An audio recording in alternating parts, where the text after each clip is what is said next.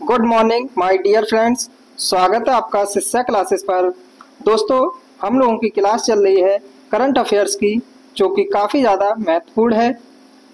दोस्तों, यह क्लास जो है वन लाइनर है और इसके साथ हम लोग जो है करंट अफेयर्स के साथ साथ स्टैटिक जीके को भी कवर करते हुए चल रहे हैं।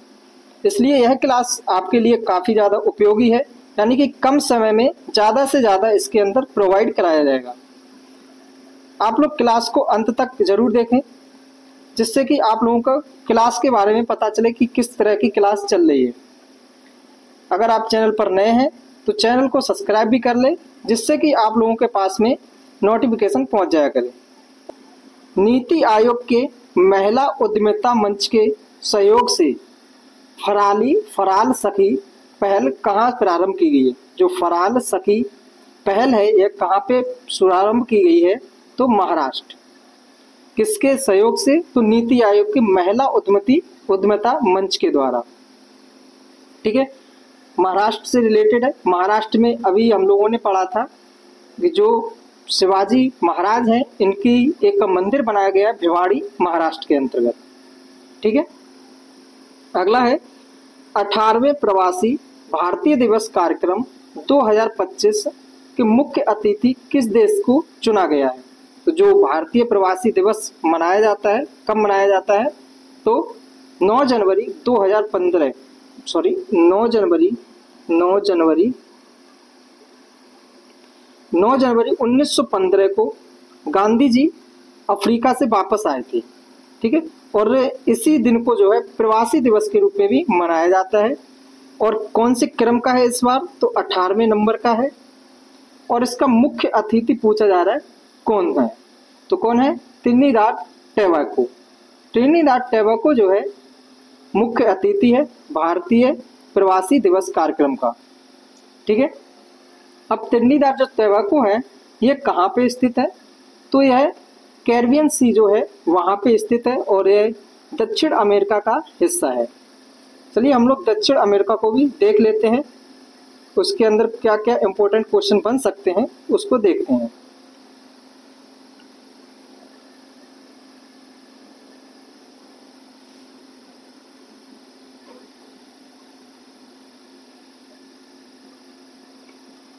ठीक है, यहाँ पे हमारा कौन सा है? Tierra del Fuego. दक्षिण अमेरिका में पहले हमें याद रखना है कि यहाँ पे कौन सी पर्वत श्रेणी है। तो एक ये वाली जो पर्वत श्रेणी है, ठीक है, कौन सी है? एंडीज पर्वत श्रेणी, जिसके ऊपर एक पर्वत चोटी है यहाँ पर, जिसका नाम है माउंट एकांकागुआ। ठीक है, माउंट एकांकागुआ। ठीक, यहीं से एक नदी निकलती है जिसका नाम है अमेजन नदी। अमेजन नदी दुनिया की कैसी सबसे बड़ी नदी है? दुनिया की सबसे बड़ी नदी अमेजन नदी है। अमेजन नदी। और ये क्या है? आयतन में सबसे बड़ी नदी है। यहाँ से क्वेश्चन बीपीएससी टीआरई में पूछा गया है। क्या क्वेश्चन पूछा गया था कि कौन सा जो है मतलब देश है जो अमेजन नदी घाटी बेसिन में के अंतर्गत नहीं आता है? तो उसका ऑप्शन में कौन कौन से था? तो यहाँ पे अर्जेंटीना। ठीक है, तो अर्जेंटीना जो है इसके उसमें नहीं आता है, अर्जेंटीना। अर्जेंटीना नीचे पड़ जाता है। यहाँ पे वेनेजुएला, ये भी क्या है? उत्तर में पड़ जाता है। तो अमेजन नदी घाटी बेसिन के अंतर्गत नहीं आता है। अब यहाँ पे कुछ घास के मैदान है, उनको भी देख लेते हैं। जैसे यहाँ पे हमारा एक घास का मैदान कौन कौन से हैं? तो यहाँ पे हमारा है एक सेकेंड,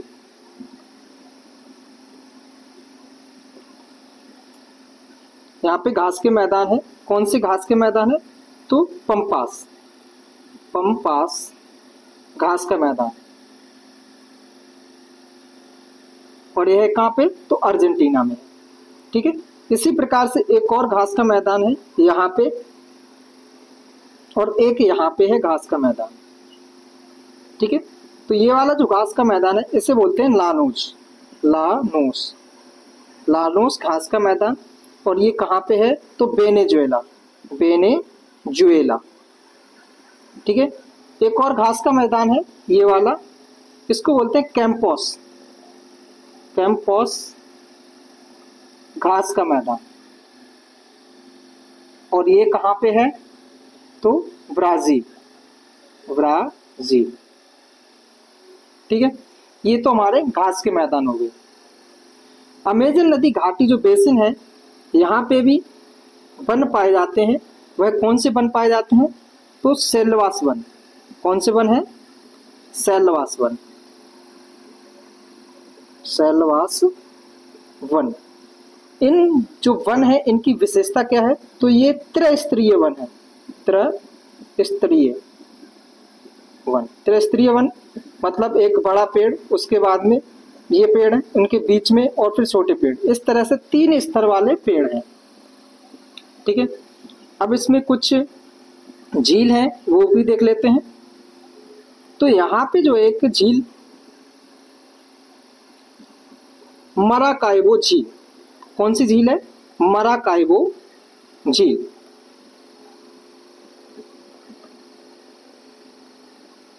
मराकाइबो झील, मराकाइबो झील है, यह है दक्षिण अमेरिका की सबसे बड़ी झील है। साउथ अमेरिका की सबसे बड़ी झील, सबसे बड़ी झील। ठीक है, याद रखना है। और ये है कहाँ पे? तो वेनेजुएला में ही है। ठीक है, उसके बाद में एक झील और है यहाँ पे, टिटिकाका झील। कौन सी झील है? टिटिकाका झील, टिटिकाका झील। ठीक है, टिटिकाका झील। अब इसके यहाँ पे कुछ मरुस्थल हैं, उनको भी देख लेते हैं। मरुस्थल कौन कौन से हैं? तो यहाँ पे एक मरुस्थल है, उस मरुस्थल का नाम क्या है? तो पेंटागोनिया का मरुस्थल।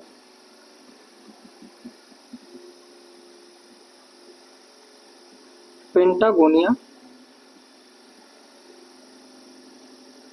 मरुस्थल, मरु। ठीक है, एक मरुस्थल यहाँ पे है झील के आसपास, जिसका नाम है आटाकामा मरुस्थल, आटाकामा मरु।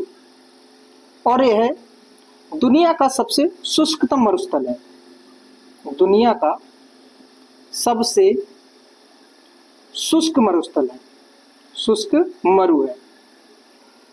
ठीक है, इतना इसके बारे में याद रखना।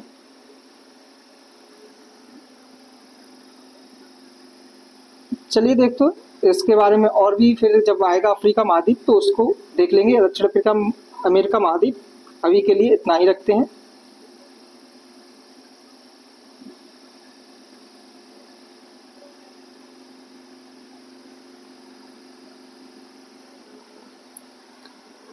बेमौसम बारिश को प्राकृतिक आपदा किस राज्य ने घोषित किया है?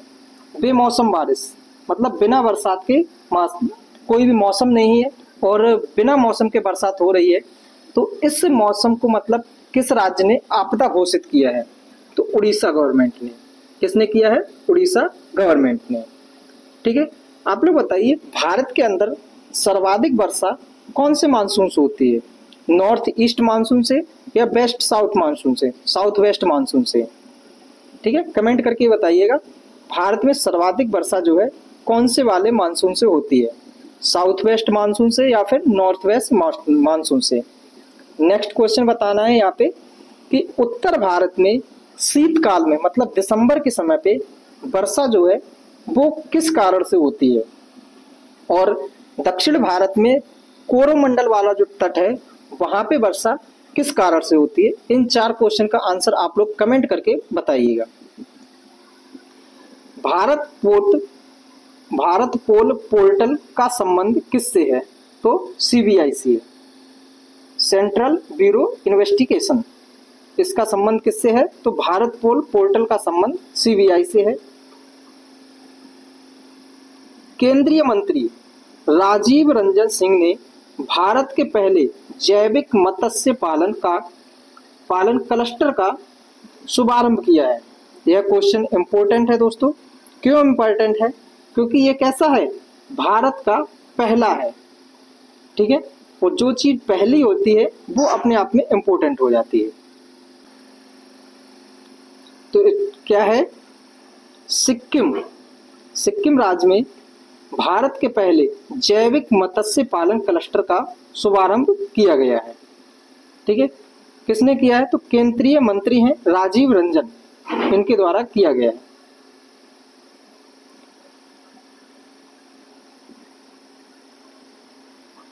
बयासीवें वार्षिक गोल्डन ग्लोब पुरस्कार 2025 में सर्वश्रेष्ठ मोशन पिक्चर का अवार्ड किसे मिला है? तो ये भी इंपॉर्टेंट है, याद रखना किसको मिला है? द ब्रूट लिस्ट को मिला है 82वें वार्षिक गोल्डन ग्लोब पुरस्कार। सर्वश्रेष्ठ मोशन पिक्चर का अवार्ड मिला है द ब्रूट लिस्ट पिक्चर को। नाड़ी तरंगिणी का संबंध किससे है? तो जो नाड़ी तरंगिणी है इसका संबंध आयुर्वेदिक डायग्नोस्टिक उपकरण किससे है? आयुर्वेदिक डायग्नोस्टिक उपकरण से संबंध है किसका? नाड़ी तरंगिणी का। अगला है विश्व की सबसे बुजुर्ग ओलंपिक चैंपियन एग्नेस कलेटी, क्या नाम है? एग्नेस केलेटी का निधन हुआ है। कहाँ की रहने वाली? हंगरी की। ठीक है, हंगरी की राजधानी क्या है? तो बुडापेस्ट है। हंगरी की राजधानी क्या है? बुडापेस्ट। और हंगरी जो है यूरोप महाद्वीप का हिस्सा है। किसका हिस्सा है? यूरोप महाद्वीप का हिस्सा है हंगरी। भारत के किस पड़ोसी देश में 7.1 तीव्रता का शक्तिशाली भूकंप आया है? तो कहां पे आया है? नेपाल में। ठीक है, सरकारी स्कूलों के छात्रों के प्रदर्शन का मूल्यांकन करने के लिए गुणोत्सव 2025 किस राज्य में आयोजित किया गया है? तो कहां पे किया गया है? असम राज्य में। ठीक है, असम राज्य के अंदर सरकारी स्कूलों के छात्रों के प्रदर्शन का मूल्यांकन करने के लिए गुणोत्सव 2025 आयोजित किया गया है। जस्टिन ट्रूडो ने किस देश के प्रधानमंत्री पद से इस्तीफा दिया है? जो जस्टिन ट्रूडो है वह किस देश के प्रधानमंत्री पद से इस्तीफा दिया है? तो कनाडा के प्रधानमंत्री थे जस्टिन ट्रूडो, और इन्होंने क्या कर दिया? इस्तीफा दे दिया है। ठीक है, कनाडा और यूएसए इनके बीच में एक नदी जो है इनकी सीमा का विभाजन करती है। वह कौन सी नदी है? तो सेंट लॉरेंस नदी। कौन सी नदी है?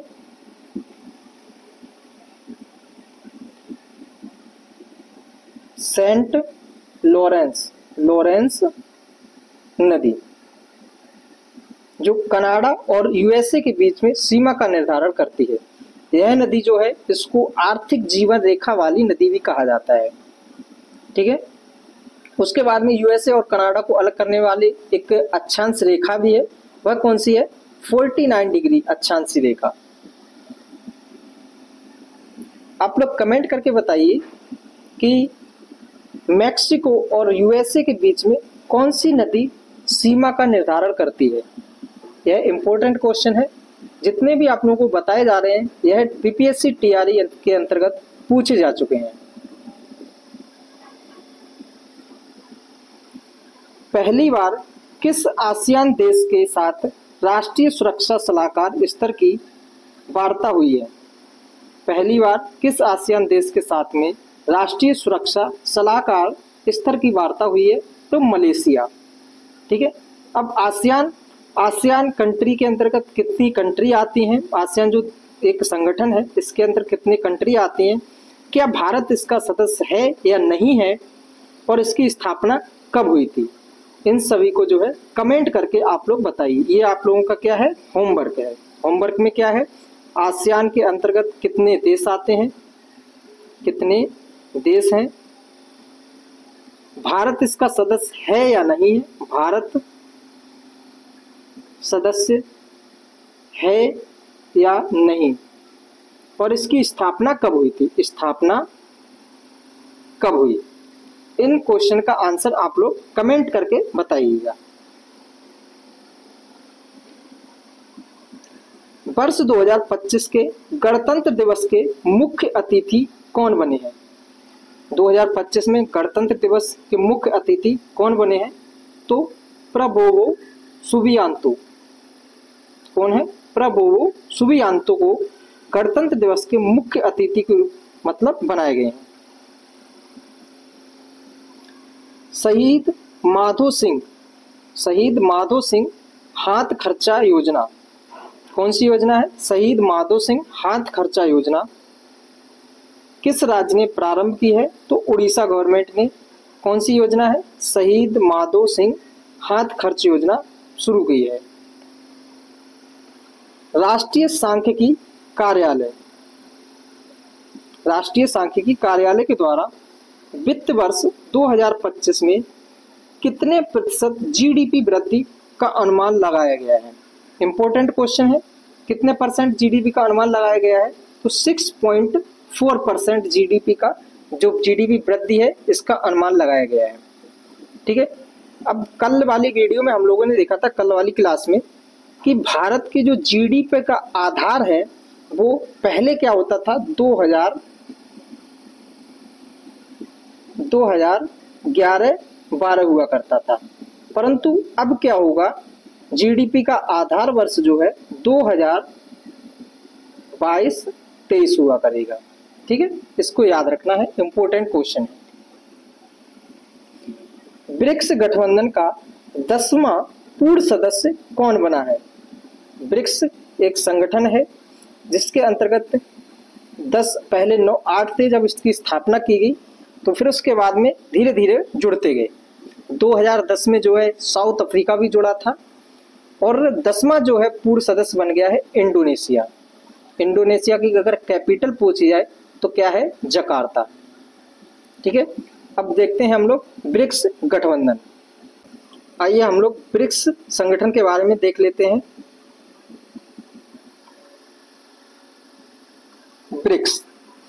ब्रिक्स की जब स्थापना हुई थी 2006 में, स्थापना कब हुई थी ब्रिक्स की,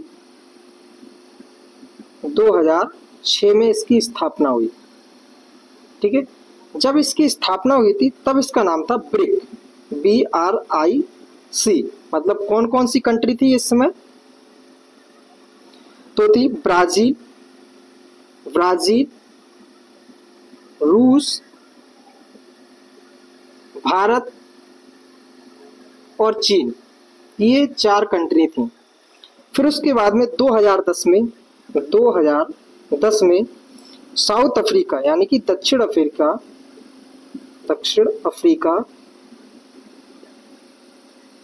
भी इसके साथ में जुड़ गया, तब हो गया ब्रिक्स। क्या नाम हो गया इसके बाद में, ब्रिक्स। फिर धीरे धीरे करके इसमें और भी देश जुड़ते गए। अब टोटल देश कितने हो गए हैं, तो 10 देश हो गए हैं। ठीक है,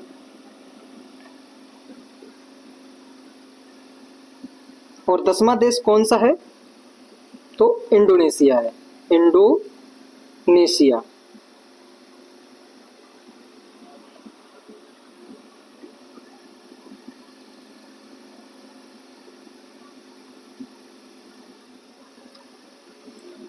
थोक मूल्य सूचकांक, यानी कि हमारा क्या है, थोक मूल्य सूचकांक, होलसेल प्राइस इंडेक्स के आधार पर वर्ष में संशोधन के लिए किसकी अध्यक्षता में 18 सदस्यीय वाले कार्य समूह का गठन किया गया है, तो प्रोफेसर रमेश चंद्र जी क्या हमारा है, WPI। ठीक है, होलसेल प्राइस इंडेक्स के आधार पर वर्ष में संशोधन के लिए एक अध्यक्ष मतलब एक कमेटी बनाई गई है इसके अध्यक्ष कौन है? रमेश चंद्र। और उसमें कुल सदस्यों की संख्या कितनी है? तो 18 है। प्रधानमंत्री नरेंद्र मोदी ने दक्षिण तटीय रेलवे के मुख्यालय की आधारशिला कहाँ रखी है? भारत का कौन सा दक्षिण तटीय रेलवे, इसकी मुख्यालय कहाँ पे बनाया गया है? तो विशाखापत्तनम। ठीक है। और इसकी आधारशिला किसके द्वारा रखी गई है? तो प्रधानमंत्री नरेंद्र मोदी जी के द्वारा रखी गई है। सड़क दुर्घटना पीड़ितों को राष्ट्रव्यापी कैशलेस उपचार योजना के तहत कितनी राशि की वित्तीय सहायता देने की घोषणा की है? तो 1,50,000 मतलब 1.5 लाख रुपए वित्तीय सहायता देने की घोषणा की है। इसरो का 11वां अध्यक्ष किसे नियुक्त किया गया है? जो इसरो है, इंडियन स्पेस रिसर्च इंस्टीट्यूट, ठीक है, इसका मतलब जो है इसके 11वें अध्यक्ष के रूप में किसको नियुक्त किया गया है? तो बी नारायण को 11वां अध्यक्ष चुना गया है। किसका? इसरो का। इसरो की स्थापना अगर पूछी जाए तो 1969 में इसरो की स्थापना हुई थी। और इसका हेडक्वार्टर अगर पूछा जाए तो कहाँ पे है? तो बेंगलुरु। ठीक है। इनकी जो नियुक्ति हुई थी वह 13 जनवरी 2025 को नियुक्त किया गया। भारत के 13वें राष्ट्रपति प्रणब मुखर्जी का स्मारक कहाँ बनेगा? तो कहाँ पे बनेगा? दिल्ली में। और किस नंबर के हैं? तो 13वें नंबर के राष्ट्रपति हैं। एक और होमवर्क आप लोगों को दे रहे हैं। होमवर्क में क्या है? जो वर्तमान में प्रेसिडेंट हैं, वर्तमान में जो राष्ट्रपति हैं वह किस नंबर के हैं? किस नंबर के हैं? ठीक है। जैसे ये 13वें नंबर के हैं, इसी प्रकार से इनका भी बताना है कि इनका कार्यकाल किस नंबर का है।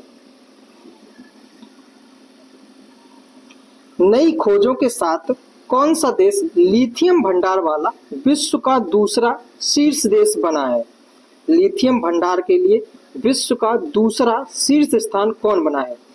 ये भी क्वेश्चन इंपॉर्टेंट है दोस्तों, क्योंकि इस प्रकार का क्वेश्चन आप लोगों के एग्जाम में पूछ चुका है। क्या पूछा था? कि क्वेश्चन पूछा था कि ऑक्साइड जो है, बॉक्साइड में शीर्ष स्थान पर कौन सा देश है? ठीक है। और ये क्वेश्चन पूछा गया था TRE 2.0 के अंतर्गत बीपीएससी के द्वारा। तो इसका आंसर था ऑस्ट्रेलिया। तो इसी प्रकार से ये भी क्वेश्चन पूछ सकता है कि अभी नई खोजों के साथ में लिथियम भंडार का विश्व का दूसरा शीर्ष देश कौन सा है? तो कौन सा है? चीन। ठीक है। अगर पूछा जाए कि प्रथम स्थान पर कौन सा देश है, तो पहले स्थान पर फर्स्ट रैंक पर कौन सा है? तो चिली है। चिली। ठीक है। चिली दक्षिण अमेरिका का एक देश है और यह चिली की तरह मतलब मिर्च के समान ही है। इसकी राजधानी क्या है? तो सैंटियागो। ठीक है। जो लिथियम भंडार में पहले स्थान पर कौन है? तो चिली है। दूसरे स्थान पर कौन आ गया है? चीन आ गया है। याद रखना है, इंपॉर्टेंट क्वेश्चन है। भारत और तालिबानी के बीच पहली शीर्ष स्तरीय वार्ता कहाँ हुई है? तो दुबई में हुई है। ठीक है। दुबई के अंतर्गत भारत और तालिबानी कहाँ के? तो अफगानिस्तान में तालिबानी गवर्नमेंट चल रही है।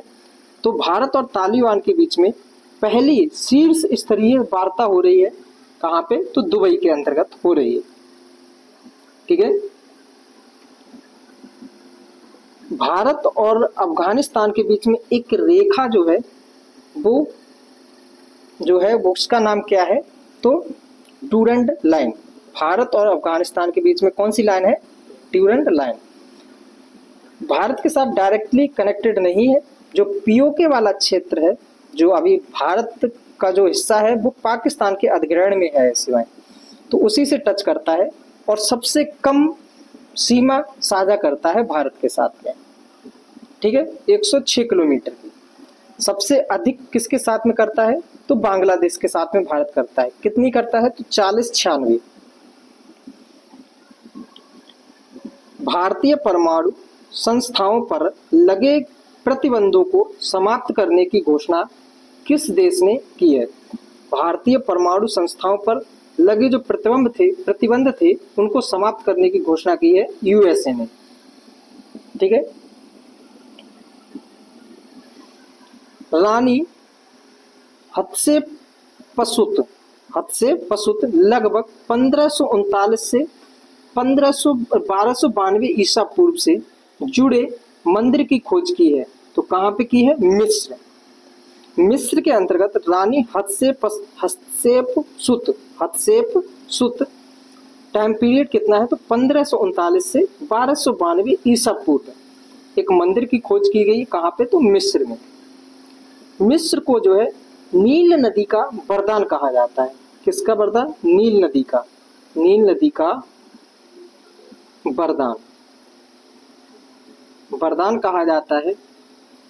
और नील नदी पर ही एक बांध बना हुआ है जिसका नाम है आसवान बांध, ठीक है। नील नदी पर बांध कौन सा बना हुआ है, आसवान बांध। और नील नदी को वरदान कहा जाता है मिस्र को।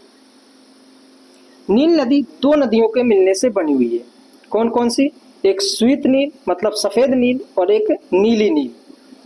इन दोनों नदियों का संगम जो है सूडान में होता है। सूडान की राजधानी क्या है, खार्तूम, वहां पे होता है। और नील नदी जो है दुनिया की सबसे लंबी नदी है। और अपना यह मुहाना जो है मतलब कहाँ पे जल गिराती है, तो भूमध्य सागर में अपना जल गिराती है, ठीक है। इतना नील नदी के बारे में याद रखना। क्लाउड SEK क्या है, क्लाउड SEK की रिपोर्ट के अनुसार साइबर हमलों के मामलों में भारत को वैश्विक स्तर पर कौन सा स्थान मिला है। तो कौन से स्थान पर है भारत, दूसरे स्थान पर। किसमें, क्लाउड SEK की रिपोर्ट के अनुसार साइबर हमलों के मामलों में भारत जो है वैश्विक स्तर पर दूसरे स्थान पर है। 23rd यानी कि 23वां और वर्ष 2025 का पहला दिव्य कला मेला कहाँ हुआ है। तो कहाँ पे हुआ है दिव्य कला मेला, गुजरात में। दिवंगत पूर्व राज्यसभा सदस्य प्रीतीश नंदी कौन थे, तो वरिष्ठ पत्रकार थे और यह पूर्व राज्यसभा सदस्य भी थे। अनाहत सिंह ने अंडर-17 जूनियर स्क्वैश ओपन 2025 कहाँ जीता है, तो ब्रिटेन में जीता है। इंपॉर्टेंट क्वेश्चन है। अनाहत सिंह ने अंडर-17 जूनियर स्क्वैश ओपन 2025 का खिताब जीता है, कहाँ पे, ब्रिटेन में। ऑनलाइन वन्यजीव अपराध FIR दर्ज करने के लिए गरुड़ाक्षी पोर्टल किस राज्य ने लॉन्च किया है। मोस्ट इंपोर्टेंट क्वेश्चन है दोस्तों। ऑनलाइन क्या की जाएगी, वन्यजीव अपराध संबंधी FIR दर्ज कर दी जाएगी। उसके लिए एक पोर्टल लॉन्च किया है, गरुड़ाक्षी पोर्टल। तो किस गवर्नमेंट ने किया है, तो कर्नाटक गवर्नमेंट ने किया है। क्वेश्चन आएगा कि गरुड़ाक्षी पोर्टल जो है किससे संबंधित है, ठीक है, करंट से रिलेटेड ऐसा क्वेश्चन पूछ लेगा। हाउ इंडिया स्केल्ड MTG-20 पुस्तक का संबंध किस लेखक से है, तो अमिताभ कांत से है। कौन सी, हाउ इंडिया स्केल्ड MTG-20 पुस्तक का संबंध किससे है, तो अमिताभ कांत से है। एक और हम लोगों ने पुस्तक देखी थी जिसका नाम क्या था, दिया सलाई। और यह पुस्तक किसकी थी, तो कैलाश सत्यार्थी की थी, कैलाश सत्यार्थी, ठीक है। चिकित्सा पत्रिका नेचर एजिंग के ग्लोबल एजिंग इंडेक्स 2025 में भारत को कौन सा स्थान मिला है? तो कौन सा स्थान मिला है भारत को? 123वां स्थान भारत को मिला है। कौन सा है? तो चिकित्सा पत्रिका नेचर एजिंग के ग्लोबल एजिंग इंडेक्स में। कौन सा है? ग्लोबल एजिंग इंडेक्स में भारत को 123वां स्थान मिला है। ठीक है, कुछ इंडेक्स दे रहे हैं होमवर्क के रूप में, आप लोगों को उसको आंसर बताना है। जैसे HDI index, human development index में भारत की रैंक क्या है? नेक्स्ट है ग्लोबल हंगर इंडेक्स। ठीक है, वैश्विक भुखमरी सूचकांक में भारत की रैंक क्या है? वैश्विक तत्परता सूचकांक, वैश्विक तत्परता इंडेक्स, इसके अंदर भारत की रैंक क्या है? ठीक है, विश्व खुशहाली जो इंडेक्स, इसमें भारत की रैंक क्या है? वर्ल्ड हैप्पीनेस इंडेक्स, इसमें भारत की रैंक क्या है?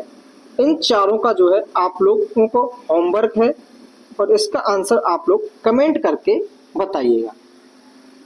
Thank you.